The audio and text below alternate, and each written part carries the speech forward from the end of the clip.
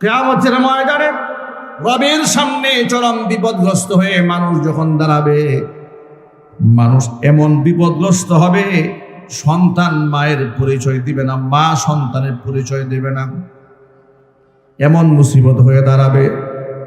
সূরা আবাসার মধ্যে আল্লাহ বর্ণনা করে বলেছেন, ইয়াউমা ইয়াফিরুল মারউ মিন আখিহি ওয়া উম্মিহি ওয়া আবিহি ওয়া সাহিবাতিহি ওয়া বানিহি। সেদিন মানুষ ভেগে পলায়ন করবে। ইয়াউমা ইয়াফিরুল মারউ মিন আখিহি, তার ভাই থেকে, ওয়া উম্মিহি, তার মা থেকে, ওয়া আবিহি, তার বাবা থেকে, ওয়া বানিহি, তার স্ত্রী থেকে, ও তার সন্তান থেকে, ওয়া সাহিবাতিহি, তার স্ত্রী থেকে মানুষ ভেগে পলায়ন করবে। কেউ পরিচয় যখন দিবে না, এমন কঠিন মুসিবতের সময় তিনটা শ্রেণীর মানুষের জন্য বড় উপকারে আসবে।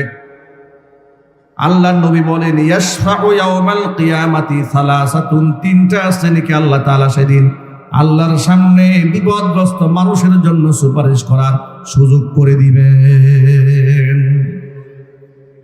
এক নাম্বার হচ্ছে আল আম্বিয়া, নবীগণকে আল্লাহ মানুষের জন্য সুপারিশ করার সুযোগ দেবেন। দুই নাম্বার সুম্মাল উলামা, উলামায়ে কেরাম মানুষের জন্য আল্লাহর দরবারে সুপারিশ করবেন। সুম্মা শুহাদা, এরপর শহীদগণ আল্লাহর দরবারে মানুষের জন্য সুপারিশ করবেন। ভিন্ন একটা হাদিসের মধ্যে আরেকটু ব্যাখ্যা সাপেক্ষ পাওয়া যায় কথাটা। ইউকালু লিল আবিদ, আল্লাহর সাধারণ বান্দা যারা, ইবাদত গুজার বান্দা যারা, আল্লাহর পক্ষ থেকে বলা হবে উদখুলুল জান্নাহ, তুমি জান্নাতে প্রবেশ করো। ওয়া ইউকালু লিল আলিমি কিফ, কিন্তু আলেমকে বলা হবে আলেম তুমি একটু দাঁড়াও। সাধারণ আবেদরা জান্নাতে যাবে, কিন্তু একজন আলেম একাকী জান্নাতে যাবে না। আল্লাহ পাক তাকে দাঁড় করিয়ে দিয়ে বলবেন, কিফ তুমি দাঁড়াও। ওয়াসফা আলিন নাস, মানুষের জন্য আজকে তুমি সুপারিশ করবে।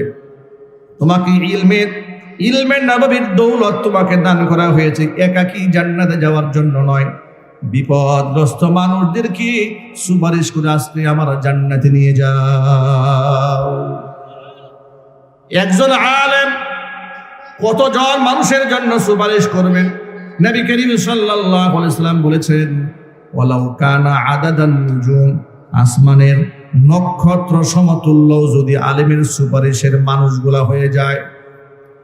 আলেম যে সমস্ত মানুষের জন্য সুপারিশ করবে, তাদের সংখ্যা যদি আসমানের নক্ষত্র সমতুল্য হয়ে যায়, এর মানে অগণিত যদি হয়, আলেমের সম্মানে আল্লাহ তাআলা অগণিত মানুষদের জন্য আলেমের সুপারিশ মঞ্জুর করে অসংখ্য মানুষদেরকে আল্লাহ মুক্তির ফয়সালা করে দিবে। তাহলে যে আলেমরা বিপদের দিনে পরম বন্ধু হবে, সে আলেমদের সাথে দুনিয়াতে শত্রুতা রেখে, শত্রু ভাবাপন্ন হয়ে, তাদের সমালোচক হয়ে, তাদেরকে জঙ্গিবাদ ট্যাগ দিয়ে, রাজাকার ট্যাগ দিয়ে মানুষের সামনে ছোট তুচ্ছ তাচ্ছিল্য যারা করে, কসম আল্লাহর কোরআন সুন্নাহর প্রতি আদৌ তাদের কোনো বিশ্বাস থাকতে পারে না। এদেশের সাধারণ মানুষ আলেমদেরকে বড্ড ভালোবাসে, ঠিক কিনা ভাই বলেন? এদেশের সাধারণ মুসলমানরা আলেমদেরকে বড্ড ভালোবাসে, অনেক সম্মান করে, অনেক শ্রদ্ধা করে।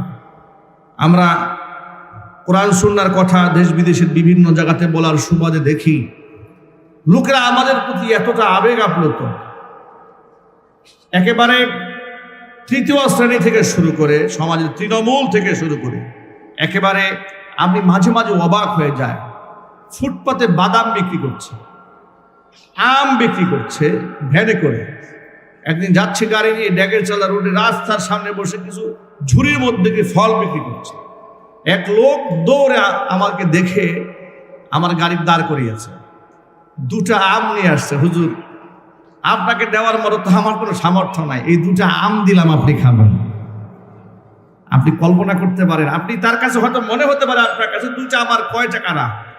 আমি তো মনে করি এই আমের ওজন এই পৃথিবীর চাইতেও বেশি। এই দুটা আমের ওজন কিসের চাইতে বেশি? পৃথিবীর চেয়েও বেশি বেশি ওজন। এটা অকৃত্রিম ভালোবাসা থেকে এটা এসেছে। সুবহানাল্লাহ বলেন, আল্লাহু আকবার বলেন। কক্সবাজারের মহেশখালীতে মাহফিল, স্পিড বোট পার হয়েছে, অচেনা অজানা কত মানুষ প্রোগ্রামে গিয়েছে। এক ইয়াং ছেলে, সম্ভবত কলেজ বা ইউনিভার্সিটিতে পড়ে অথবা ও সরকারি চাকরি করে, দূর থেকে কিভাবে ফলো করেছে, দৌড়ে আসছে, এসে কোনো কথা নাই, সালাম দিয়ে সবার সামনে অনেক লোকজন রাস্তার উপরে বুকে জড়াই ধরে কপালের মধ্যে একটা চুমা খাইল। তা আমি তাকে চিনি না, জিজ্ঞেস করলাম আপনি কে বা কি, আমাকে কিভাবে চেনেন? তিনি বললেন হুজুর এটা কেমন কথা বলেন, আপনাকে কিভাবে চিনি মানে? আমার জীবনে একটা স্বপ্ন ছিল, আমি আল্লাহর কাছে দোয়া করেছিলাম যে জীবনে কোনোদিন যদি আপনাকে দেখি তাহলে আপনার কপাল ধরে একটা চুমা খাবো। এমন অকৃত্রিম ভালোবাসা আলেমদেরকে মানুষ প্রদান করে, আর সেই সমস্ত আলেমদেরকে তোমরা মিথ্যা মামলায় জেল খাটাও। কথা বলে